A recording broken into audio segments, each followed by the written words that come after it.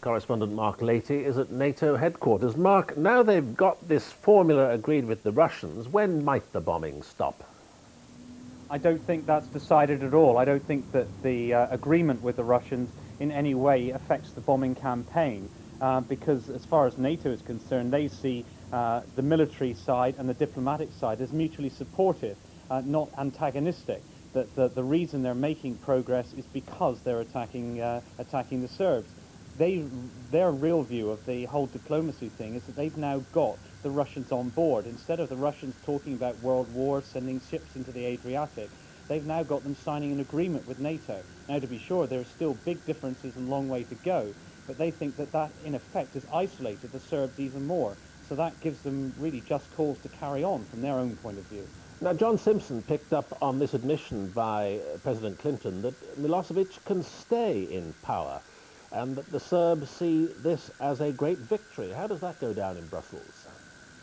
Well, I think they would be fairly surprised. I mean, it would certainly, I mean, obviously we're all used to the world of political spin now, but from their point of view, NATO has made clear that they've got the 5 conditions, and they keep repeating these like a mantra.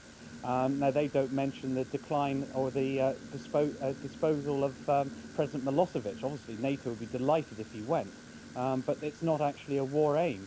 And from President Milosevic's point of view, survival is hardly what he went into this conflict trying to do. He had aims and objectives, and if he merely survives, then surely he would be regarded as losing, not some kind of winner.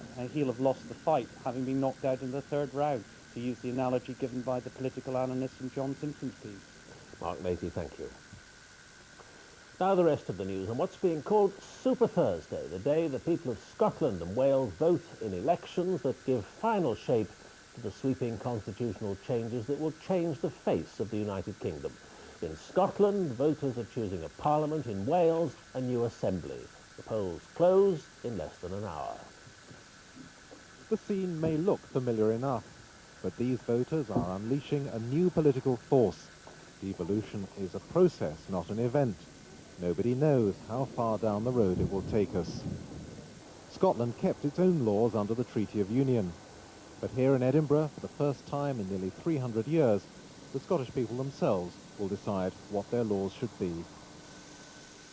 Sweeping powers are being devolved to the Scottish Parliament. In theory, Westminster could always take those powers back. The United Kingdom Parliament can still make laws for Scotland, but the Edinburgh Parliament will be anything but subordinate. The United Kingdom has moved towards a quasi-federal system, where each of the 4 constituent nations will have its own powers and identities. The Scottish Parliament elected today will have 129 seats. It can legislate for most domestic subjects, for example, health and education. It can vary income tax by up to 3%. Foreign affairs and defence are among issues retained at Westminster, but otherwise the Scots are on their own. No one knows for certain where devolution is going to end up. The one thing that is certain is that today is only the first step in that process. It's going to be a dynamic process in which other regions, particularly in England, may want to follow suit, and that will happen over a long time scale, maybe over the next 10 or 20 years. That's how long it's taken in countries like France and Spain. The pace of change is slower in Wales, but voters there are also taking powers to themselves, bringing democracy to their daily lives. Devolution doesn't have to proceed at the same speed in every part of the country. Wales now has an assembly, not a parliament. The National Assembly for Wales has a total of 60 seats. It has no powers to make primary legislation, but it will take over the powers of the Welsh office to make regulations covering many areas of public life. The voters have made history. The constitution that has served the United Kingdom for centuries is no more. Joshua Rosenberg, BBC News. The owner of Harrods, Mohammed Al Fayed, has again been rejected for British citizenship.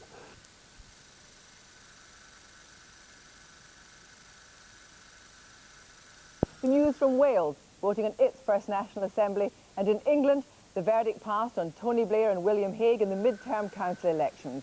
We'll have all the action and our secret weapon, Peter Snow, and his box of tricks. Join us for Vote 99 at 10 o'clock in Scotland and Wales, 10:55 in England, and 25 past 11 in Northern Ireland. The easiest thing is to stay with the BBC from now to then. That's for later, but that's the 9 o'clock news. Good night.